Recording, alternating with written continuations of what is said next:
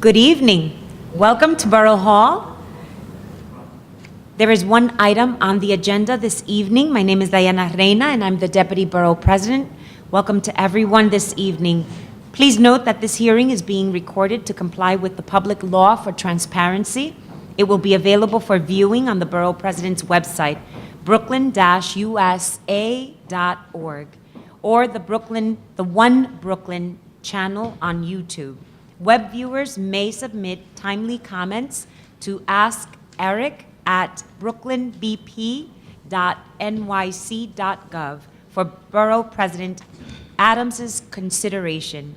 Please call the item and let us begin. Calendar item number 1160028ZSK. This application submitted by Buffalo Avenue Realty Associates, LLC, seeks to a special permit for community facility use modification from an existing hospital use Group 4 to the proposed nursing home use Group 3 of a building located at 170 Buffalo Avenue within the Weeksville section of Brooklyn. Community District 8, such action will facilitate the conversion of the existing vacant 286,000 square feet 8-story former hospital building for use as a 281-bed nursing home. Community Board 8 voted on January 14th to approve this application with the condition to hire local residents through Settlement Housing Fund and acknowledged Pro-Mark condominiums' need for an easement to improve conditions pertaining to waste removal and stormwater runoff. Would the representative for this application please state your name for the record and present this application? Hello, good evening. Good evening. It's nice to see you. Thank you. Eric Poletik on behalf of Buffalo Avenue Realty, which is really Centers for Care, Centers for Healthcare. Centers for Healthcare purchased this property approximately 3 years ago. It's the former St. Mary's Hospital, and the property, as you're very well familiar with, is located on Buffalo between Prospect Place and St. Mark's. It's surrounded on two of its sides by Pro-Mark condominiums that flank it to the rear. It's also at the end of the block is Concern for Independent Living, which is another it sort of acts as a facility that helps people get back up on their feet again, and that's behind us. Across the street from us is the Community Board offices, as well as Weeksville Heritage Center. This is an application, as you had mentioned earlier, that an application that's probably going to become quite obsolete should the mayor's plan for zoning and quality and affordability be adopted, which would make facilities such as we're seeking to propose here as of right and no longer require a special permit from the Department of City Planning.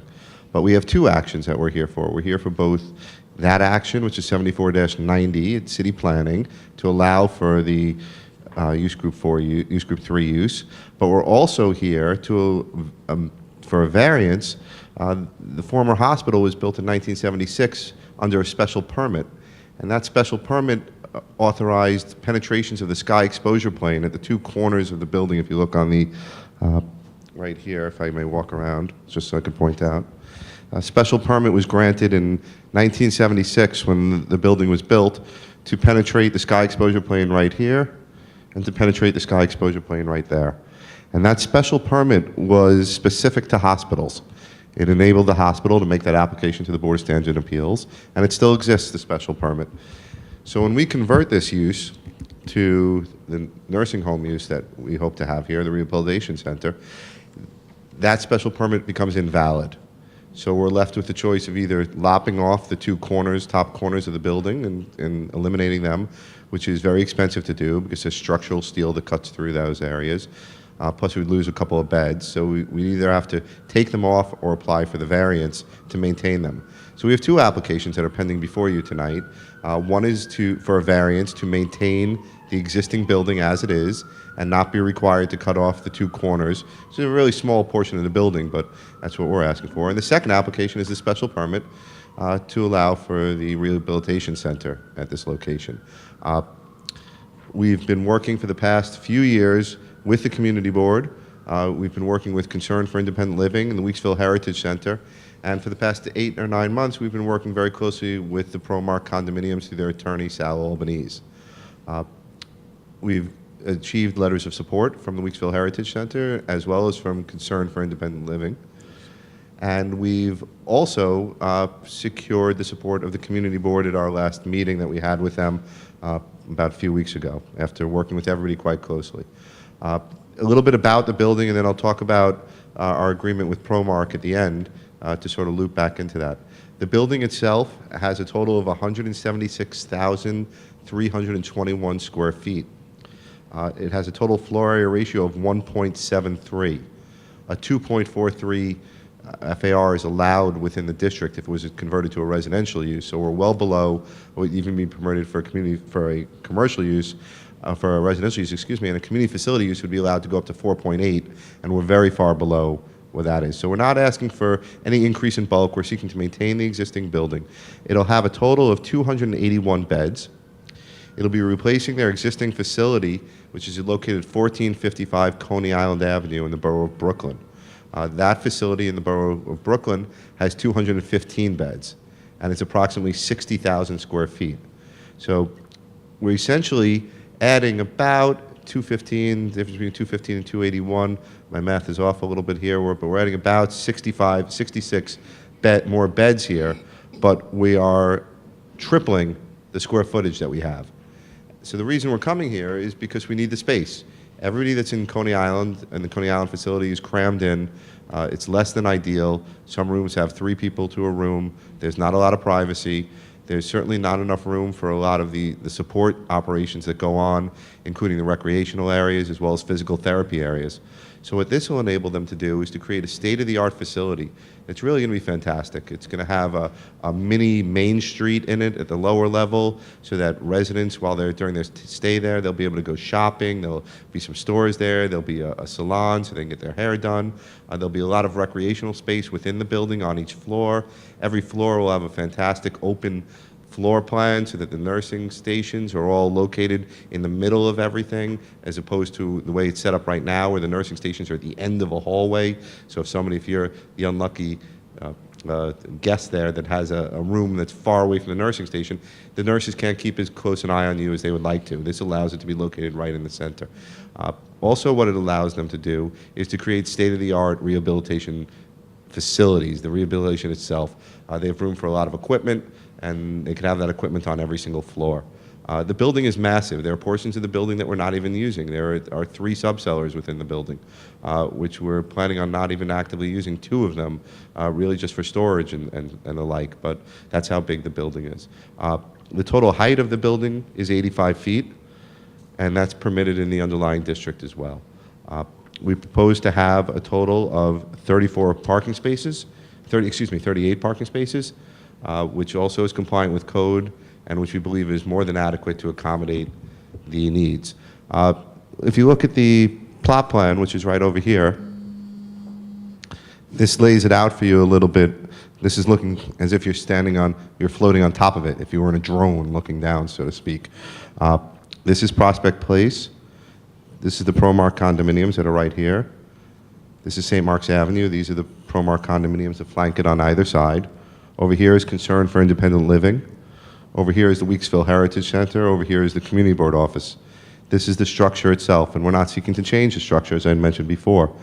This will be where the parking spaces are proposed to be, 38 parking spaces. Everything will be decorated, the fencing will all be decorative, wrought iron, simulated fencing. There'll be dense landscaping around the perimeter wherever it can be provided. There'll be landscaping within the parking lot, dense landscaping within the parking lot itself. We decided not to put any parking in the rear of the building, and that's in the portion that rests between the 2 ProMark buildings. And the reason for that is A, we don't need the parking, and B, we felt, and ProMark I think agrees with us, that it would be an infringement on them. This is at a higher elevation, this portion of our property. And if cars would be parking in here, headlights would be shining into houses, into people's condominiums. You'd also have associated noise from the cars. So we created a grassy area right back here. That's an area that's going to be used for recreation, passive recreation by the residents. It's going to be fenced off from the ProMark condominiums. Over here along the St. Mark's Avenue side is an area that's going to be turned into a well-landscaped garden meditation area so that people within the facility, when they want to come out and get some breath of fresh air, they can come and they could sit down here in the garden area. The entire property will be secure. It's required to be secure because it's a health-related facility, so you can't just have people coming in and out at their leisure. So it'll be fenced off. It'll be fenced off with a 6-foot-high fence around the entire perimeter, and access into the premises will only be granted with express permission or clearance with security. We were approached during the portion of the application process by the residents of ProMark. They expressed two main concerns to us. The first concern was they were disappointed to learn after they had bought their condominiums that the Prospect Place side was not provided with any ability to access the street from the rear. So when they went to go take out their garbage, they would have to bring their garbage through their buildings. This was not created by our client. Our client purchased the property after ProMark was already constructed. This was already in place, but ProMark was not happy themselves that they would have to bring the garbage through.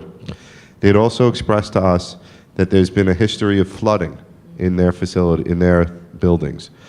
They attributed the flooding to this area in the back that's between the two, that's at a higher elevation. It's about 4 feet higher than the elevation of either side. It's raised up basically on a pedestal. And what they expressed to us was happening was during heavy rains was the water would come out from the retaining walls from this and seep into their properties. In order to accommodate them, we've agreed to a couple of different things, which, as I've expressed to some people at the community board ahead of time, we've created 2 easements that we're in the process of granting to them right now. The easements are being drafted. The easement is being drafted. We've worked very closely with their attorney as well with some of the residents of ProMark who could attest to what we've done so far. It's not yet been finalized because we are doing more work on it. But the easement that we will be granting to them is a 5-foot wide access easement from the St. Mark's Avenue side that's denoted right here. That will allow people, well, I'll go through it again. Just start here. From St. Mark's Avenue, it'll come to the back of the property. They can then traverse their own property. This white area is their rear yard. This shaded gray area is the building itself. And they could walk over to here, where the easement again will be granted in this area right here, looping around here. So these little black boxes, black and white boxes here, denote the easement. So the path of travel for them could be through St. Mark's Avenue, into the rear yard, it's here. They could traverse across here, onto our property right here, across the rear of our property, and onto the Prospect Place side. And that grants them the ability to get objects in and out of the rear of their property without having to go through their building. We place the easements in this location because we don't want to infringe upon our use of our property. And we have to have a secure facility, as I mentioned earlier, where nobody is allowed to enter or egress without being authorized to do so. So by putting in the easement at the rear of the property, this still gives Centers for Care the ability to utilize this green area here for anybody who wants to have any passive recreation there of any sort, and achieves the goal of giving the residents of Prospect Place the opportunity for their garbage or whatever else they feel they need to get out to the street could be taken out through the rear. And that was voluntarily entered into by the applicant in this matter. There was no obligation for them to do so. Another thing that's been voluntarily agreed to by the applicant is to address the water drainage issues that they've said that they're having due to this portion that's raised. The previous person or entity that owned the whole block bought this all as one block and then subdivided and sold off the different pieces. They created this portion in the middle, which we don't believe that they drained properly, or if they did, we don't believe it worked long enough and it's been malfunctioning. Either way, there's a dry well in there, which we believe, we're led to believe is somewhere over here from the investigative work we've done. We've decided to abandon that dry well altogether. We've spent approximately $30,000, $40,000 so far in engineering to come up with a system of detention tanks stormwater detention tanks. And these the members of ProMark probably haven't even seen this yet. This just got finalized with our engineers, and you can see these circles here throughout the parking lot area, and also the circles in the area that I noted before was going to be the meditation area. The entire property is going to be sloped in such a way and regraded so that all water will flow towards these detention tanks. And you can see there's quite a few detention tanks. I haven't counted them up, but it's well engineered. The goal, and these detention tanks will be connected to the city's public sewer system.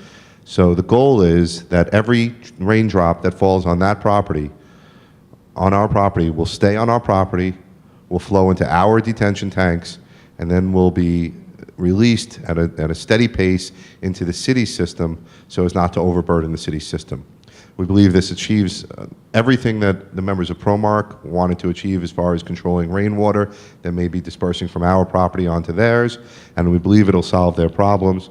We've worked very hard and spent a lot of money to engineer it in that way, and once we're done building, we have no desire to come back again and rip anything up if it doesn't work, so we've actually believe we've over-engineered it in order to accommodate them. And I know that's a concern of the Borough President's office. I've had a lot of talks with your staff about the push by the administration right now to try to find ways to alleviate the burden on the city's infrastructure, particularly when it comes to stormwater runoff, and I think this will achieve that goal. And we'd also, on that same note, be happy to provide bioswales in the tree pits around the property as well. So that shows you what we're doing with respect to the easement and respect to the stormwater. The application itself is fairly straightforward. I believe it's a great adaptive reuse of a building that's had more than a century of healthcare-related uses. St. Mary's Hospital was established there in the 1800s. And there's still a concern for independent living behind us, and Weeksville Heritage Center, so there's a strong, in this one corner, there's a strong concentration of both community and healthcare-related facilities, and we believe having this here will serve as an attribute to that. I know that the Deputy Borough President and the Borough President is very interested also in job creation, as was the Community Board. We spent a lot of time talking about that, and you really couldn't ask for a better applicant to be coming to you with job opportunities here. We expect that it'll create approximately 250 jobs. 250 jobs will be there. We are bringing people from our existing facility at Coney Island Avenue. They come with us. But we're going to be adding about another 60 or 70 jobs. Right now we have about 170 people there. So we'll be adding 70 to 80 jobs, new jobs here. We've also entered into a program with an organization called Dreams, which I have just learned a little bit about, and the Community Board is actually very familiar with. And what we've agreed to enter into, we've entered into a letter of commitment with them. They're a locally based organization. They're in St. John's Place in Brooklyn. And the agreement that we've entered into with them is that young people over the ages of 18, ideally between the ages of 18 to 24, will be granted the opportunity to come in as interns at Centers for Healthcare, both in the healthcare side of it and during the construction phase of it.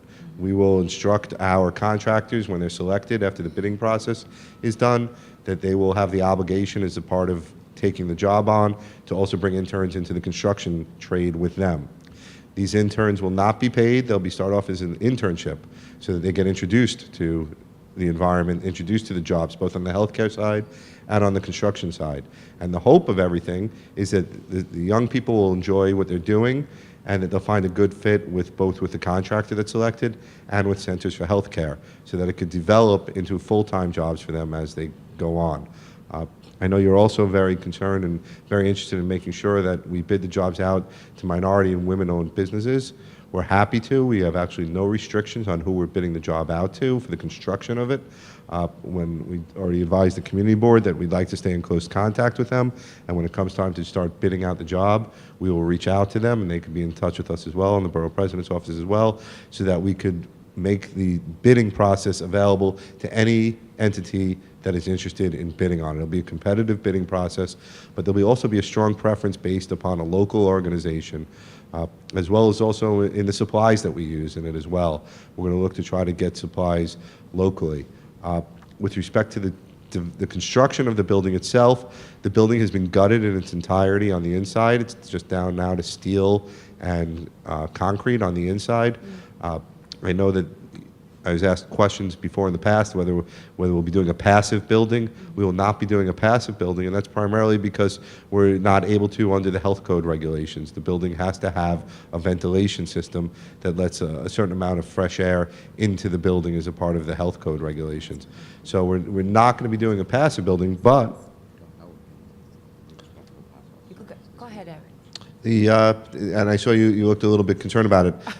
The filtration requirements is what triggers the inability to meet the passive requirements. There has to be a certain amount of fresh air that filtrates throughout the building, and that comes in routinely is under the health regulations that we're governed by, and that's why we won't be doing that. But we are redesigning the building to have a very high R value. A lot of money is being spent on insulation, and a lot of money is being spent on windows as well. We're going to have fixed windows in place. There's not going to be any ability to open any windows. So we believe the combination of the two will really help. What else can I tell you? I know that you might have had some more questions. We've been speaking with your office about the builder's pavement plan, if we're willing to be doing curb extensions. We'd be happy to work when it comes to that point, work with the community board and with you as you deem necessary in order to provide curb extensions if that's what you should desire. I know when we were at the community planning board, a lot of concern was about the elimination or the provision of on-street parking. So I don't know if the curb extensions would impede upon the parking, but if they wouldn't, whatever you decide or you'd like to see, we're happy to comply with. I believe that's everything that you might want to know, but we'd be happy to answer more questions. Thank you very much, Eric, for a very thorough presentation. I'm just going to go through our list of questions, and perhaps they may be redundant, but just for the sake of making sure that we have a full understanding, the Borough President understands the redevelopment of the 286,000 square foot former St. Mary's Hospital as a 281-bed nursing home facility would allow for the closure of the existing 37,100 square foot facility at 1455 Coney Island Avenue, which houses 215 beds currently. Given the significant size difference, how many more beds and how many additional jobs would the former St. Mary's Hospital site provide?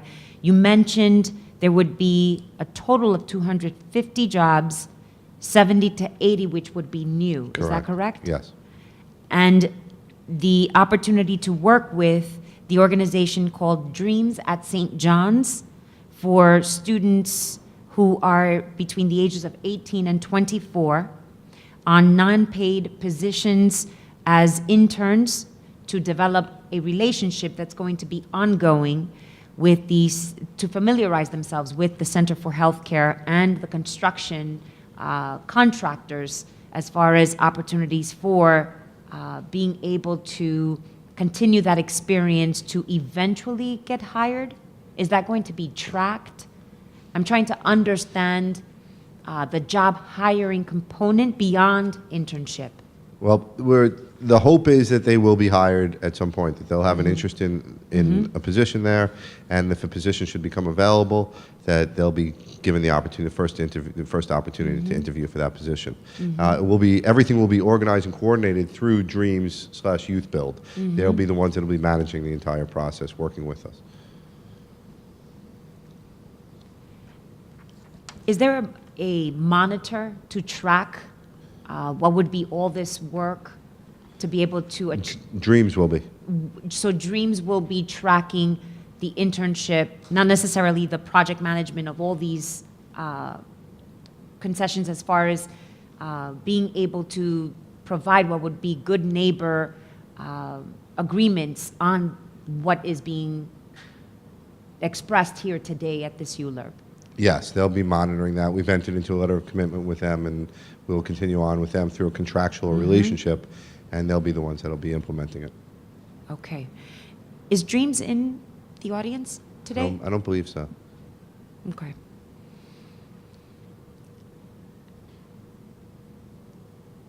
Also, what is the utilization rate for each of your existing nursing home facilities?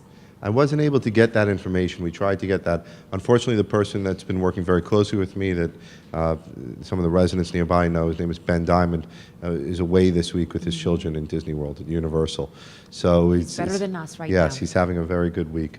But I wasn't able to get all of the information on that front, so I could get back to you with that. We would appreciate it. We're just trying to understand what is the statement of need issued as far as each of the facilities and the nursing beds, considering the state of New York is not increasing beds, but rather decreasing what would be nursing facility beds. We'll get that information for you.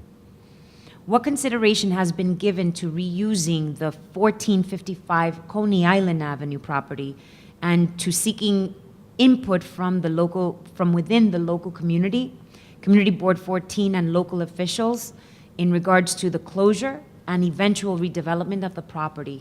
We're happy to work with anybody. It's no good for us. It's obsolete for our use now. So we're anxious to get out of there, so to speak. Having said that, once we've vacated the premises, we're happy to work with anybody. We will be putting it up for sale. So it's happy to work with anybody that may be interested in purchasing it, or any redevelopment ideas that you may bring to us, or anybody at Community Board 14 may bring to us. Right. We're happy to work with. But it's our intention to vacate that building and then put it up for sale. And as far as the Borough President's policy to maximize jobs, the opportunities for Brooklynites with local businesses, we appreciate you mentioning the hiring practices that you envision for this project, any apprenticeship opportunities that arise. I just want to understand the Beyond Dreams and Youth Build program, the opportunities for local schools like Clara Barton for nursing residencies or pre-nursing. We are anxious to have local people work in our facility. That's at the outset. It works very well for us when we have local people, because when you get a storm like we had last week, people don't have excuses as to why they can't get to work. So the closer people live, the happier we are. And these jobs are so highly skilled jobs, a good percentage of the jobs here, that if somebody doesn't show up to work, it's not you can't just get somebody to replace them. It's not as if it's an easily exchangeable position. So we'd be happy to work with any local organization that you may bring to us, and develop any working relationship so that we get highly skilled local talent to come and work at this location. And we do promote from within. I should also say, Correct. I should add to that. So, for example, the people that are coming from Coney Island are being given the opportunity as they come, the ones that some people don't want to come from Right. Coney Island. Some people like the fact because some of them live nearby that facility. So there will be openings, which both gives new people who would like to apply for positions an opportunity, but also gives the people that are in Coney Island that want to move up within the system, they have the opportunity to now from the jobs that will be vacated. But we're anxious to I've expressed to everybody that we've come across so far, this is really a wonderful organization. They do great things. They pride themselves on a highly skilled and talented workforce and a very local workforce. So it's really a win-win for everybody involved. So if you mentioned the nursing school, Dreams is another organization. The community board has come to us and said that they have people that might be interested during the construction phase.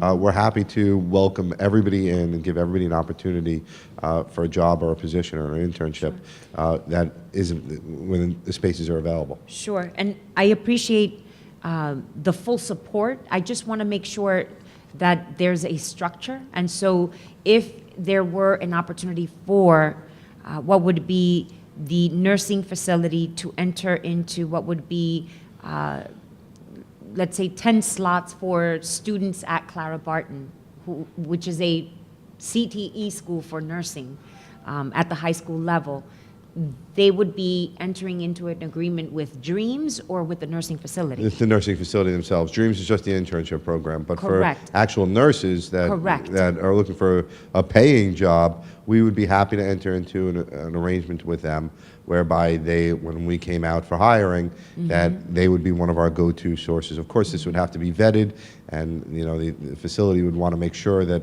the staff or the candidates they're being presented with meet their requirements. But should that be the case, and a nice relationship is developed, we'd be happy to enter into that arrangement, and we'd be happy to work with it. It benefits us. It's not only just the students or the young person, or Sure. I shouldn't say a young person, it could be an older person going back for nursing Sure. too, but it benefits us as well. So we just want to make sure that there's a cradle-to-career pipeline that we're building in Brooklyn, capitalizing on the fact that we have specialty schools in these industries, but we're not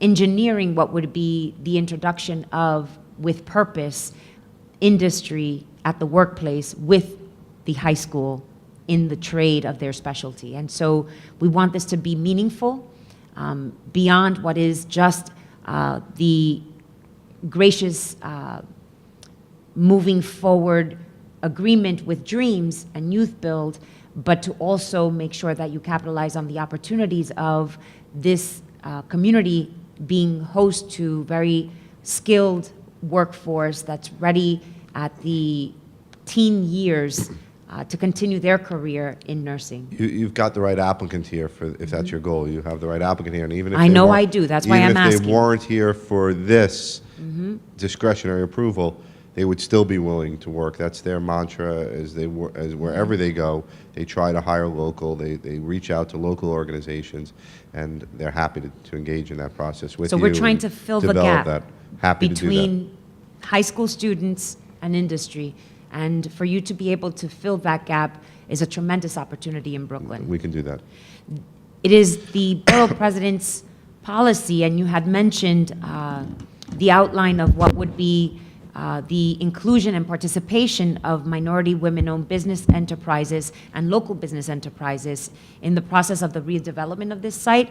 Could you just elaborate on who would track the utilization rate and marketing efforts of what would be the call for MWBE and local LBE enterprises to be able to participate in your process? Well, the tracking would be done by the project manager. His name is Ben Diamond. He's the gentleman, the construction manager and the project manager for this job. He's the gentleman I mentioned earlier that's at Universal this week. And he would do the tracking. And when we communicated with him and he communicated with his superiors, everybody said the same thing. We're happy to bid it out to everybody, and it's going to be a competitive bidding process, but it's very happy to bid it out locally, and it would be a blessing for us if we had a local labor force to help build this. So we'd be happy to. And so our website is host to a list, not 100% of what would be current just certified companies, but we hope to continue to refresh our page. But we encourage that this development project visits our site, makes sure that they make contact with what would be that list of MWBEs and local business enterprises. And if we can continue to facilitate a lot of the procurement opportunity fairs that you will be host to, we would be happy to play a role as well. That would be great. And I know the community board we've been speaking with for a number of years. We'll be in very close contact with them as we progress. So we'll be sure to loop in with your office as well. Fantastic. And the Borough President's initiative on CROSS, Connecting Residents on Safer Streets, is a new initiative that we are trying to recognize the need for safer crossing intersections where children and seniors as a priority are able to do so without any vehicular accidents. The redevelopment site's location along a busy street provides an opportunity to improve street safety and introduce curb extensions at the pedestrian crossing at Buffalo Avenue and Prospect Place, and at Buffalo and St. Mark's Avenue. And we just wanted to understand whether or not a letter of interest or request has gone into the Department of Transportation to request what would be the survey of those intersections? No. And will you be doing so? We haven't planned on it, but now that you're raising it to our attention, maybe it's a good idea. But we haven't planned on it. And we most appreciate it. And it's important that we understand when, and you said it best, this particular property has been vacant and overgrown weeds and graffiti-driven as a canvas for a very long time, an eyesore in this community. And to see the revitalization is crucial right now, but it's not just brick and mortar. And so revitalizing a community means we have to make sure we're looking at the perimeter to improve everything along with it. And so we really appreciate the investment you're making, and it's not just limited to those four walls. And we understand that. One thing I also should add, in addition, I think that you'll enjoy to hear as well, is during our discussions with Weeksville Heritage Center, we've discussed moving forward as we get into operation, that they have a lot of young people that come in for cultural and educational tours and that work with the Heritage Center as well. We talked about bringing those students and those young people into our facility to interact with the residents and the patients in our facility, so that it gives a chance for people that are in our facility for quite some time to have a day-to-day with, almost adopt somebody, so to speak, something like that. And that's something that Weeksville was very interested in doing, and we're very interested in doing. It's happens to be a very community-based business. If you, like I said before, if you're going to have a business in a neighborhood, this is really a good one to have, because they do go beyond just the bricks and mortar. You'll see people out in the yards. You'll see people walking around in the streets because it's part of their therapy. They'll go out for walks. We'd love to have local people come and work with us. We'd love to have young children come in at various points, all in controlled environments, of course, but we'd love to engage with the community. Sure. And we appreciate that acknowledgement, because Weeksville, having already gone through what is a full renovation and upgrade, state-of-the-art cultural institution, it is world-renowned in its architecture and one of the most resilient cultural institutions that exist in the borough of Brooklyn, in the city of New York, frankly. It has geothermal capacity, and very few institutions have that, in the cultural, yes. And so we're very proud of this institution coming from the council, and we invested all that money. We are proud, and we want to make sure that the programming continues to expand and plays a vital role in the borough of Brooklyn, especially where those can't come to it, but rather it will go to them. The Borough President's policy to promote the use of sustainable and renewable energy resources focused on advancing sustainable future for Brooklyn, in Brooklyn. We want to just touch upon your best practices. You referred to retaining storm water runoff. Will that be reused? No, that'll be held in detention tanks, which will be at a controlled rate of dispersion into the city's sewer system. And no efforts has gone beyond what would be the engineering plans to just store, as opposed to redistributing back into the grounds for water disbursement to water what would be landscapes? No, there's no plan to do that at all. But the plan is to do a heavily engineered system, so as to prevent we're trying to keep the water, focusing on keeping the water off of our property as best as off the neighbor's property as best we can. And I appreciate the value in that. I just wanted to raise the fact of making sure that the sustainability of that effort and that huge investment of storing what would be stormwater runoff should also continue the efforts of making sure that if you can reuse that water as a green aspect. I'll talk to the engineers to see if there's, for any of the watering aspects. Were they landscape architect? There's an engineer on it, no landscape architect, but there is an engineer on the job, and we'll talk to them about that. That would be fantastic. Using that for any sort of watering and exterior water that we could use it for. We'd be happy to look into it. There's no plan yet, but we'd be happy to. And I'm assuming that would be a better way to save on water on your end as far as water bills are concerned, considering running a nursing facility is expensive enough.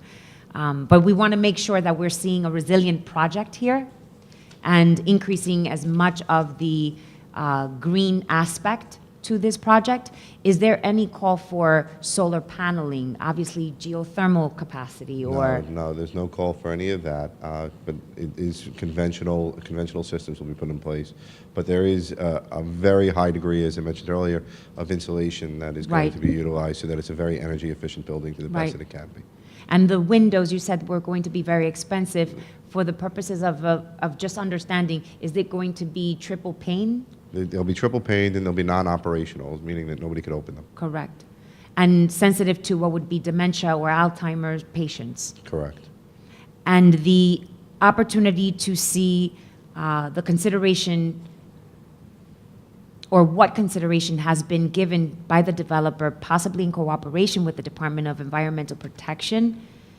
You mentioned the bioswales are in consideration on Yes. behalf of the developer. Permeable pavers, by any chance? We spoke to the engineer about that. They advised that DEP doesn't always support the permeable paver idea. It has been his experience, but we'll look into that. We didn't have a chance to Okay. fully vet that before this Okay. hearing. And solar panels? No, You said no. no plan for solar before. panels. In the future, is there any discussions about reinforcing the roof for future solar panel? Bless you. No, there's been no talk about that at all. They really like to keep all of their energy systems in a very solid, reliable state of affairs for obvious reasons. If any of the systems go down, people's health and safety is at risk. So when I asked them, because I knew the questions that were going to come, and I said to them, are you looking at any alternative methods of energy? And across the board, they said, no, we stick to what works, what's been known to work. They have backup systems in place to back up in case what's known to work doesn't work. It's all about making sure that everybody within that facility is safe and warm at all times and has all the power they need to run any life, health, safety functions that they have. So that's why they don't do such a strong, they build a lot of facilities and they'd like to be more green in that respect, but they just feel that it's at this point the technology is not stable enough for them to actually go ahead and build a health facility around it. So that's why they don't. Okay, so as far as the roof is concerned, any discussions as far as green, white, or blue roof? They're happy to do a white roof. The green roof, I don't know if they're totally on board yet with the green roof. Again, they don't like the idea of anything that adds any sort of concerns for the structure itself, where there could be any problems where they can't access, if there's leakage, or there's things like that. They want the ability to be able to, the same way the windows are going to be non-operational. When I said a green roof, the first thing that was said to me was when there's a leak, a green roof is very difficult to get to. So they want to make sure that everybody in that building is safe and there's no chance for any infringement on the health and safety. But a white roof is obviously very easy to do. That's just a coat of paint. But the green roof complicates things a little bit. That's why they're not agreeing to that. And, of course. So when you mentioned the easement earlier, if you look at the house on the south side of the block, the most easternmost house, they would be walking about 250 feet just to start going back the other way. So it's almost like a 600-foot walk from the furthest corner. Maybe the nearest most house, a 400-foot walk. So the question is, why zigzagging around instead of simply going along that westernmost side of the parking lot? Because it would create a wall that would negate their ability going down. from here to here. No. No, the other way. Where, from here to here? Yeah. Yep. Putting an easement over here would infringe upon the aisle width for the parking area, which is already very tight. So it was deemed to be a problem. It's 24 width at this point, and at this point it's slightly less than 24 width. Any infringement on here would impede the layout of the parking lot, not allow for cars to get in and out. So that's why that wasn't provided. But No, we did discuss that with ProMark. They had asked us if we could do it over there. We simply can't without infringing upon the parking layout. There's not enough room in the parking The only alternative would lot. be to extend the parking lot partially into, if you want to call it the finger. You extend the parking lot into the finger, which again was another undesirable. It's the lesser of the two evils, really. It's one or the other. And Eric, as far as those parking spaces are concerned, angular parking, would that assist in?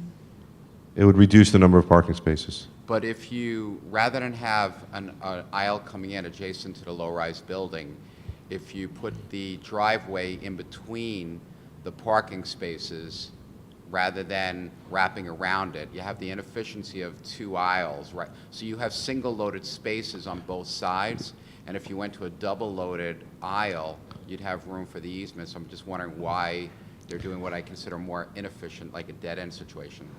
The architect went through it at length. It doesn't work any other way than this. They went through quite a number Not of understanding iterations. why, though, I guess. He went through quite a number of iterations with it. If they could get back to us why they couldn't. Sure, we'd be happy to show you what in A plan form. double-loaded aisle that would save you about 24 feet, which would then allow easement space. We'll be happy to give you back some plans to show you why. I'd just say the applicant has been quite generous here. They're under no obligation to give anybody part of their land as part of a discretionary approval process. And they've worked very hard, nor were they under any obligation to redesign and solve any of the water problems that conceivably some of it could be put upon Promark on either side due to the fact there's a retaining wall that's really not built up to spec there either. They're spending a lot of money to try to design this and do this so that they could both meet their needs and so that Promark can meet their needs. We're really trying quite hard. They have quite a bit of money invested into helping Promark along the way. We understand the concern. We spoke about it at length with Promark. There's been 4 or 5 different meetings that have gone on with Promark. It's gone back to the architect a number of different times. And I can come back to you with more from a design standpoint of what the problem was. But at the end of the day, the applicant felt they asked for 5 feet on this side of the property for their own use. We were happy to accommodate them.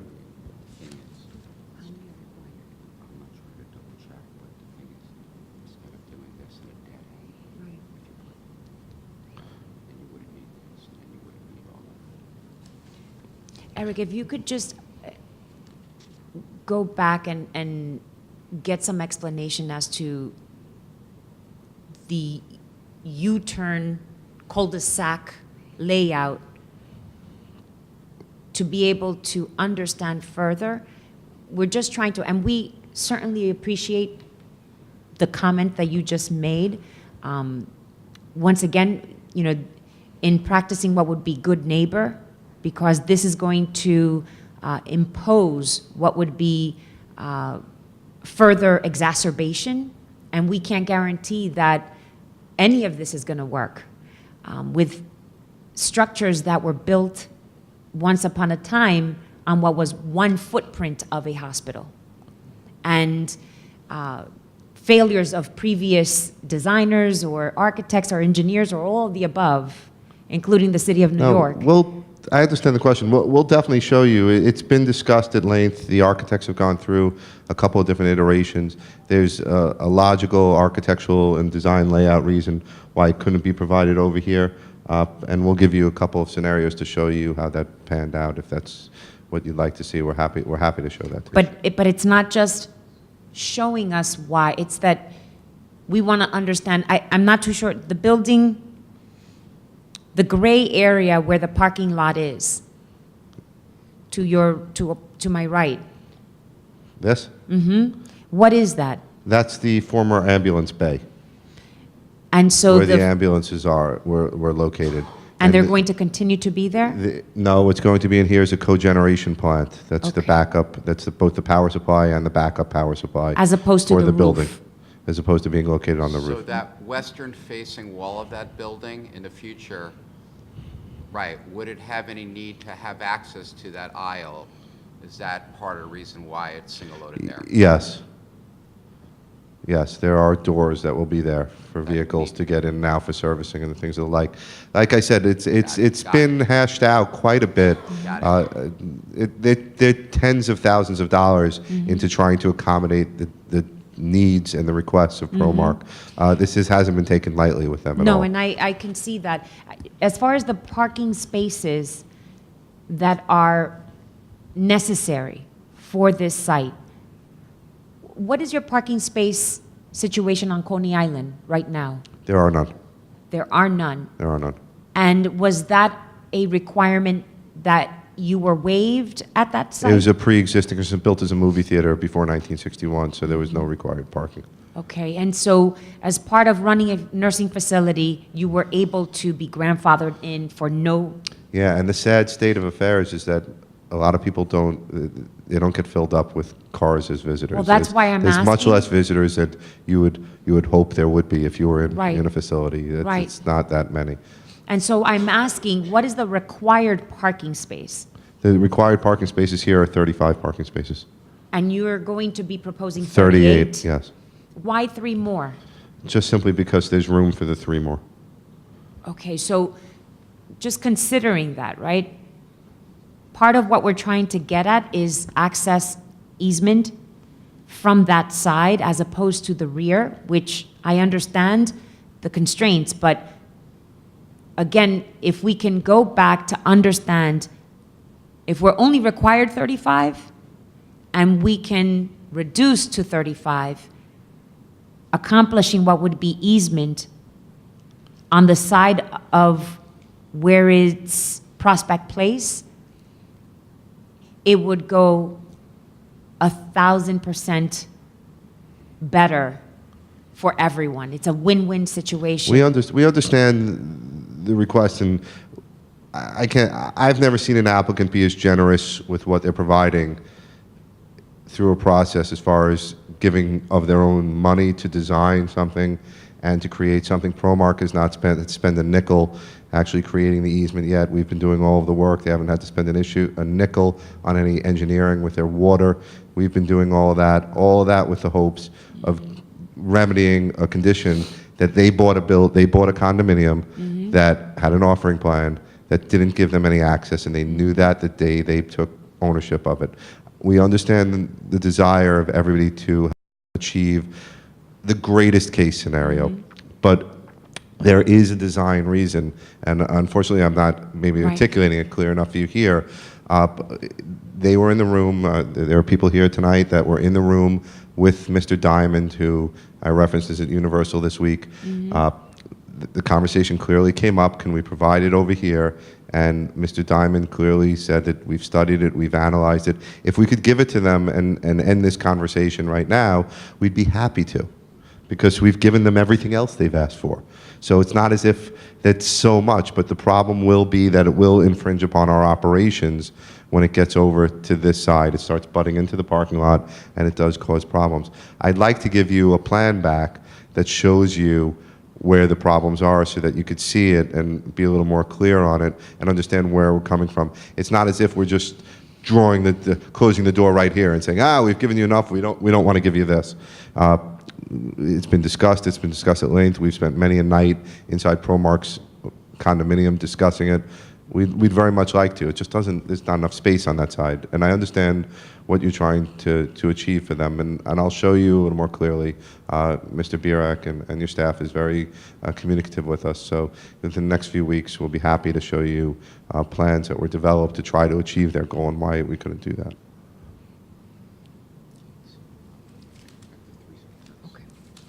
So if you can continue to just discuss that very point further beyond tonight and get back to us on We'd the be happy rationale. to. We'd be happy to. We would be very appreciative of that. The generators and the capacity to have what would be the generators down on the surface as opposed to the roof, what was the rationale behind that? There's a structure that already exists there that's perfectly suitable for it, saving nearly $1 million in moving everything up to the roof and running everything up to the roof. So it was a huge cost savings by having it there. The structure already exists in that location. And you know, the same way we're trying to create jobs for everybody here and trying to spend a lot of money with drainage and get everything the right way, it's still a business and there are dollars and cents involved. With this building having already been constructed, existing in this location, actually being perfectly suitable for an adaptive reuse to enable for the power for the main building with all the backup systems located right here, easily accessible by service personnel when it needs to be accessible. Fuel supply is easily brought in. Any diesel that's used to support, obviously there's backup systems because when the power goes out, you want to make sure that there's power so you don't have a repeat of what we saw at NYU during Sandy. So by putting all the backup systems in place right here, they will be elevated so they're not on the ground, but we're not in a floodplain here. We don't anticipate there being, even through a superstorm, there being anything that would infringe upon this in this location. It just made perfect sense to locate it there. I appreciate your presentation and the answers to our question, and we look forward to further dialogue after tonight. We are going to go into the public session. Thank you. At this moment. Thank you, Mr. Thank you. Palatnik. Thank you for your time. And at this moment, I'd like to call up Ms. Washington, condo owner, 1485 Prospect Place of Promark 1 condo. Okay. Come on up.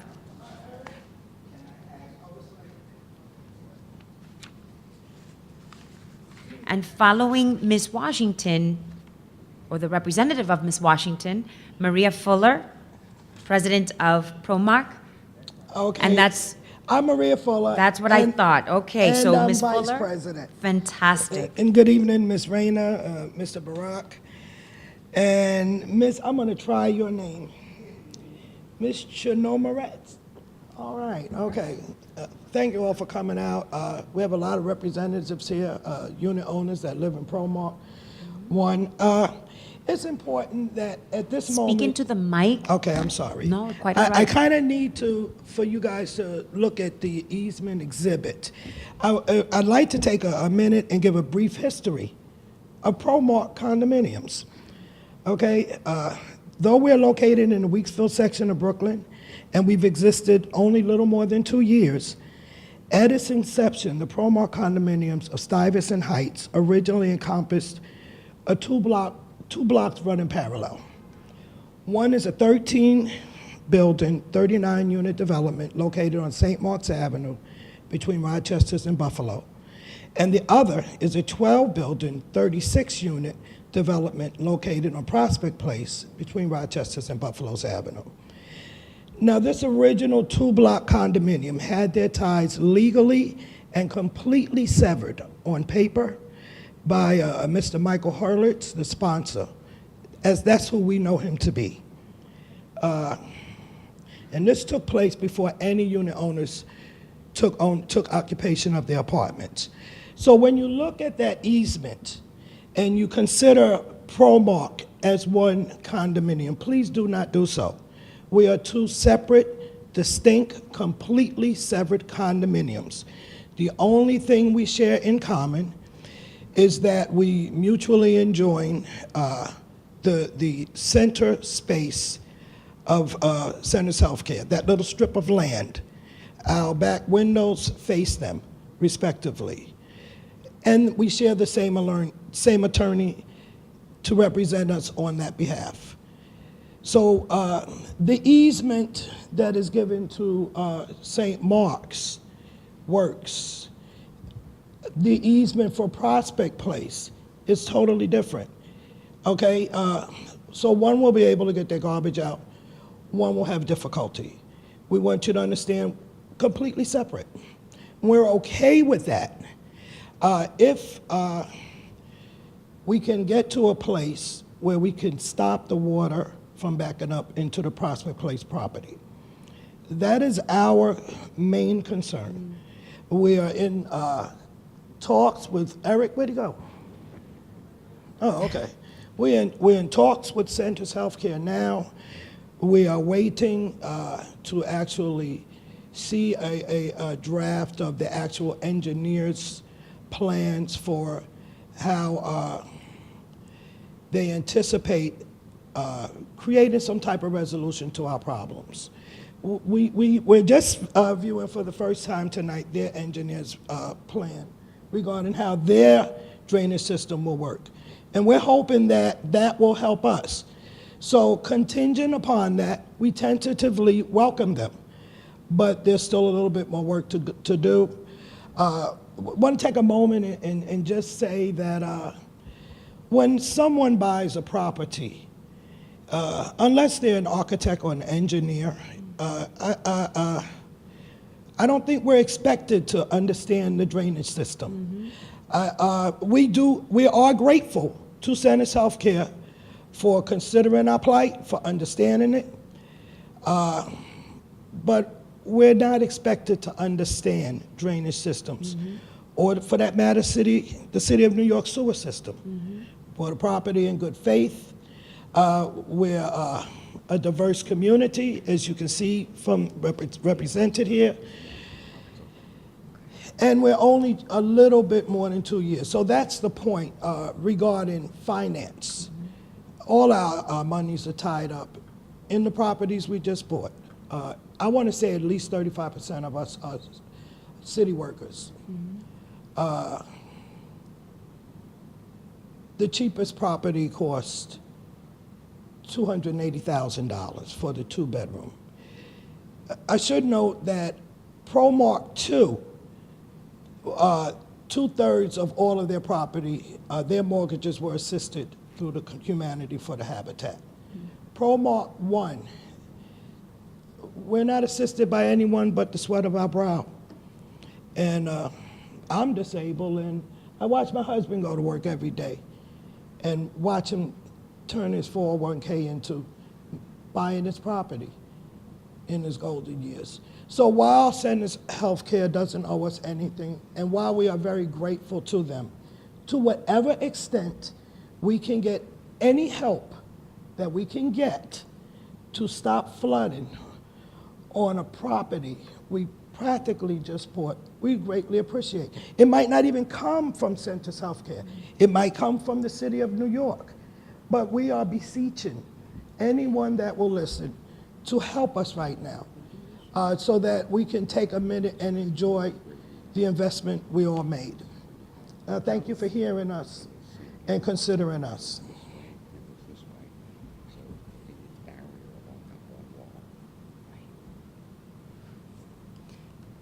So I truly appreciate the testimony of Ms. Fuller as the Vice President and Ms. Washington as the President.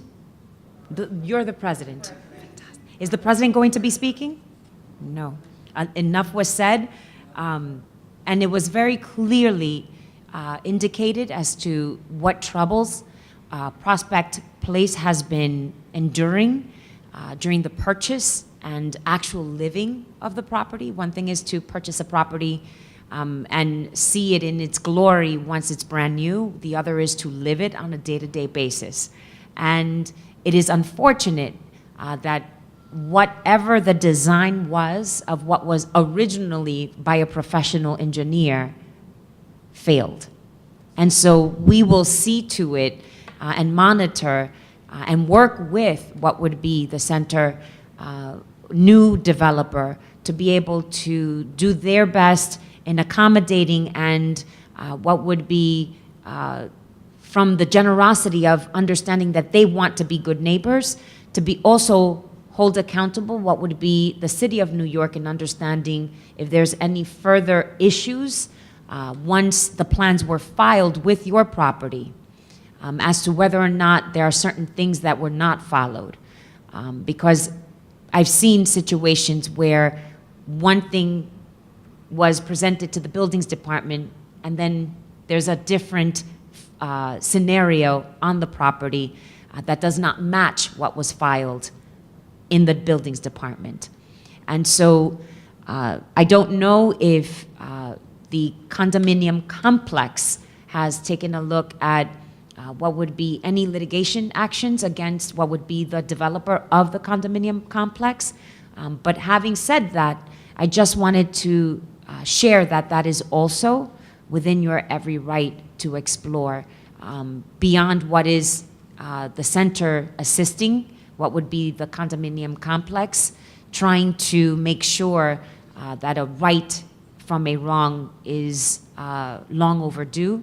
And hopefully this particular engineering expert will be able to achieve the resolve that your property seeks in order for there not to be any further flooding in your properties. At the moment, I'd like to ask Marta Tannenbaum. Marta, if you can come up, and followed by Ms. Tannenbaum, Ethel Tyus, our CB8 Housing Vice Chair. Hi. Of course. come to the mic, Ms. Tannenbaum? You could take the You mic could out. grab the mic. Come to where I live, so you can understand. Right, but you have to take the mic, walk over with the mic, and you can certainly point to where you want. Oh. That's it? Perfect. Thank you. And if you could state your name again. Marta Tannenbaum. And I live with my husband, married children, a daughter, 3 apartments across the street. So the first thing I want you to understand is that I'm bringing a different perspective. I'm not part of any of the condominium association nor the dialogues that have gone on between them. And we live 1496, sort of right about here, Across the street. across the street. On Prospect. On Prospect. Architecture's identical. Look across the street, it's like looking at a mirror. But others all across the street, I have wonderful neighbors. And befriending them, we moved in 2 years ago, purchased the 3 apartments, didn't know how it was going to flow, and we've just found camaraderie. So I'm really, first of all, want to say that I'm glad that my neighbors' concerns have been taken seriously. At the beginning, there was going to be some kind of paved thing here, but the applicant has moved off of that, as an example, you know. Pending all of their concerns to be met as best as anybody can. My perspective is from a different point of view a little bit, maybe more fun to hear about, I don't know, but from a neighborhood perspective.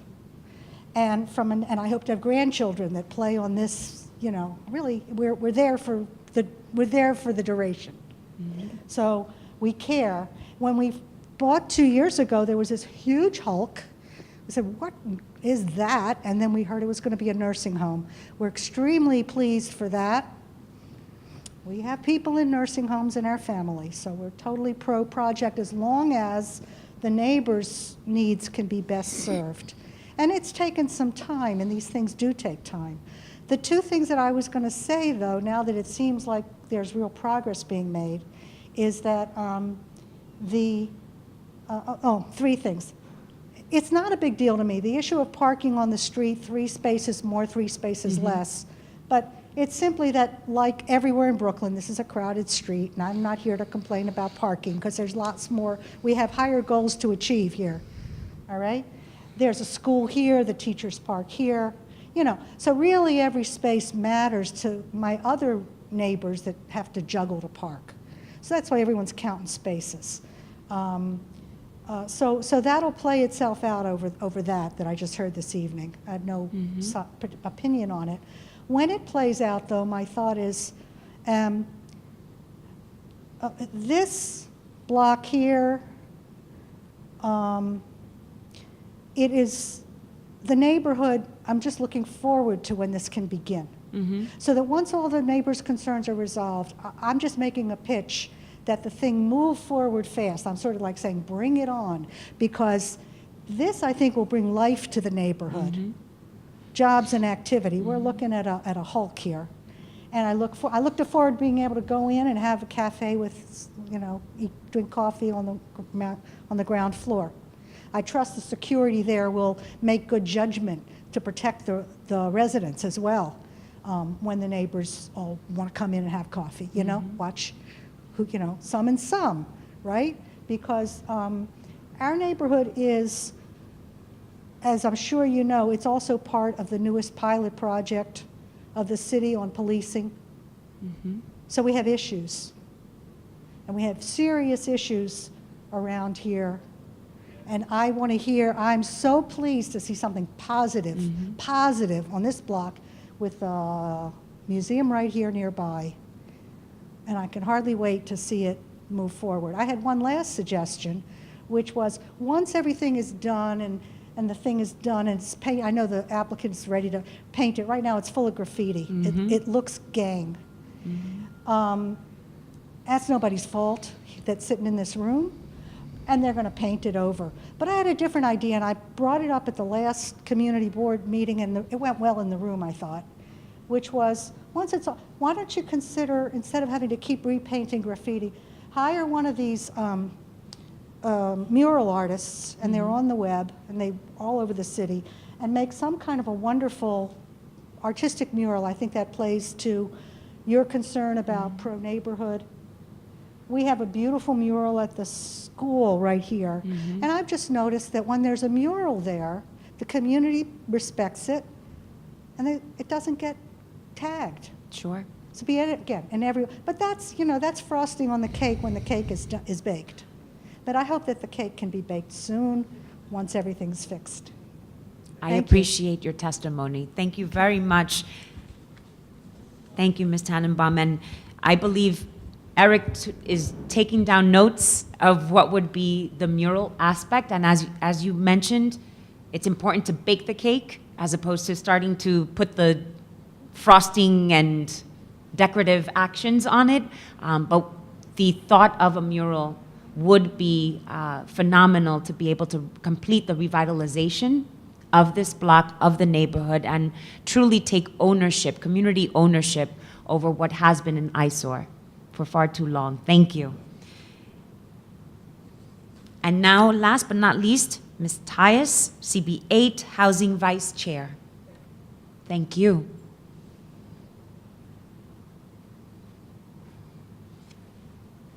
Good evening. As you've heard, my name is Ethel Tyus. I'm Housing Vice Chair for Community Board 8, and I have been following this project over the last couple of years, and tonight was the first time I heard the word unpaid internship.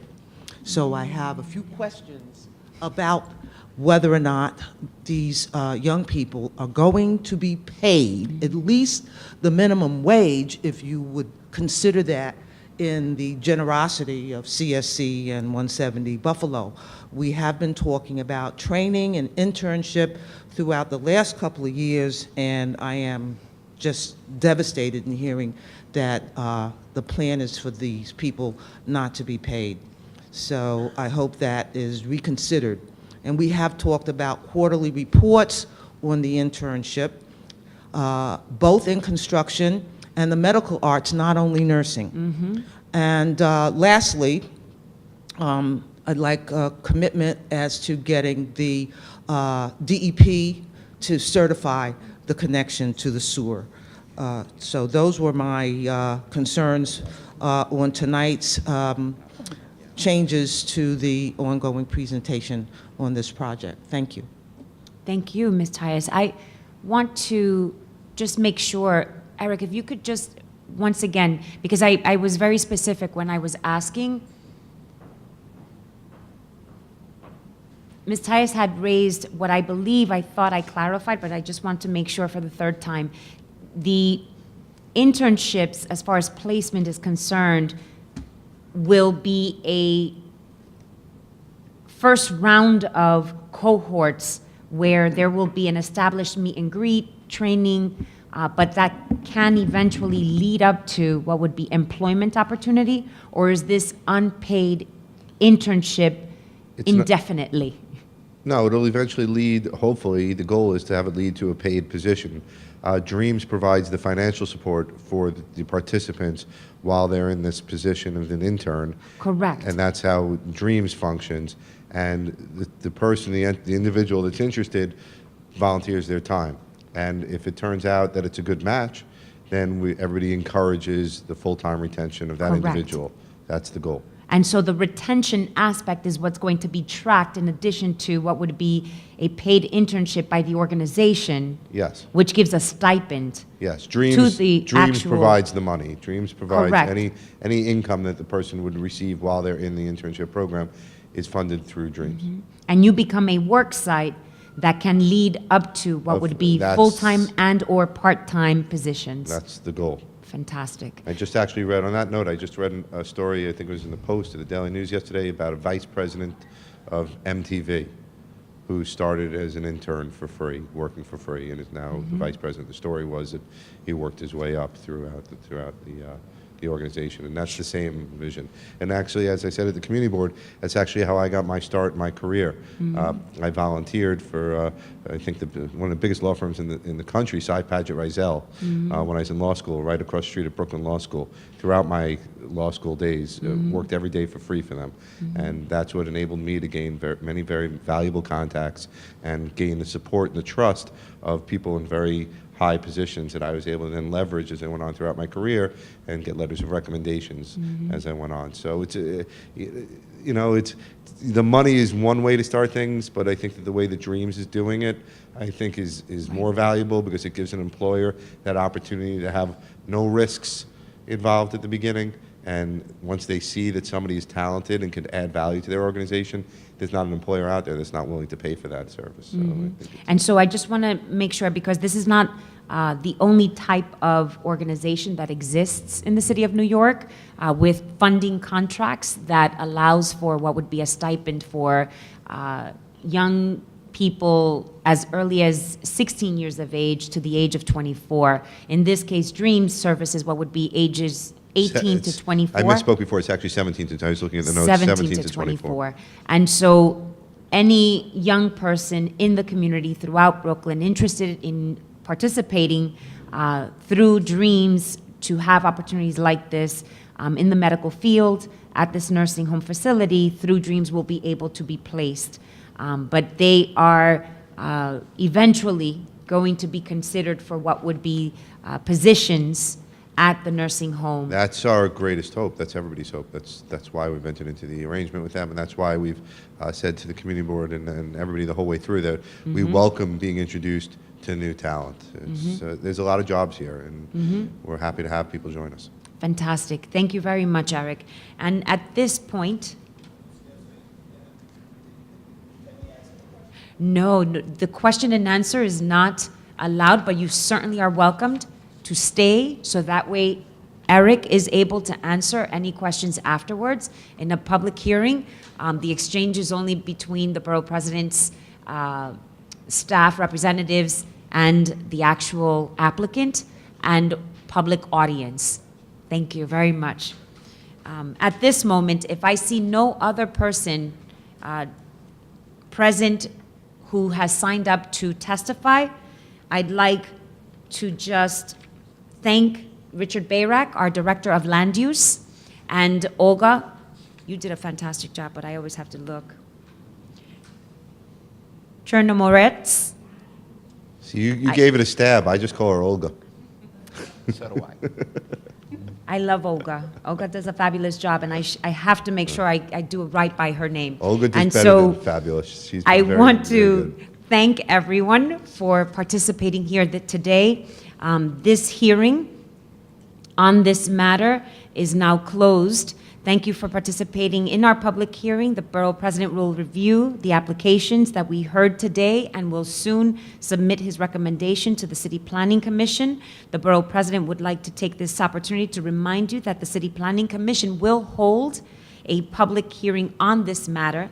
The hearing is now adjourned. The Borough President would like to remind those viewing on the website that timely comments can be submitted by email to askeric@brooklynbp.nyc.gov.